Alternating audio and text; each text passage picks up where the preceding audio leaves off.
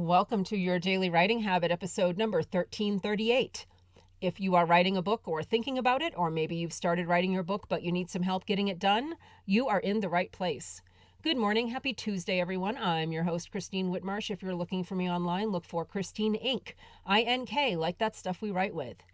Each day I'm sharing with you the writing habits I've learned over my 21 years as a ghostwriter, book coach, and author. I have found that three things in particular have a huge impact on your success as an author, and they can turn someone who barely considers themselves to be a writer into a published book author. Those three things are writing fundamentals, productivity, and mindset habits. Here's today's quote. Your big opportunity may be right where you are now. Napoleon Hill. And once again, good morning, everyone. Happy Tuesday. A couple weeks ago here on the show, I started the conversation about artificial intelligence, AI, and authors, and my thoughts on how this might work and potential challenges and also potential advantages that we have as authors.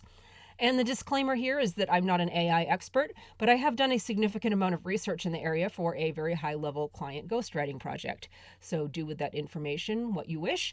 But the subject of AI and machine learning and how it will affect us as authors is one I believe we shouldn't be turning a blind eye to. At the very least, we should be familiarizing ourselves with the basics, assessing our own personal strengths, and showing curiosity toward the conversation as a whole. So for today's chapter of the AI and authors conversation, let's talk about original thoughts. Because remember, the outputs that AIs produce are only as good as their data. And that data is input by, you guessed it, humans. Machines can combine the data in different ways, but they can't invent something from nothing, like humans can, like authors can, like thought leaders and visionaries have done since the beginning of time. Think about dudes like Socrates and Plato and Aristotle and why maybe they were so popular. Simply put, they were saying things that nobody had ever heard said before, or at a lower altitude, like the Scarecrow in The Wizard of Oz, they thought things that nobody had thunk before. Machines can think about things in new ways that we humans might not be able to.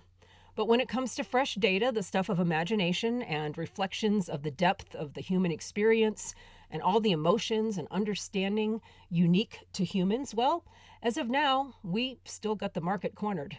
So if you're worried about being replaced by quote-unquote robots, this is the area you should be focused on.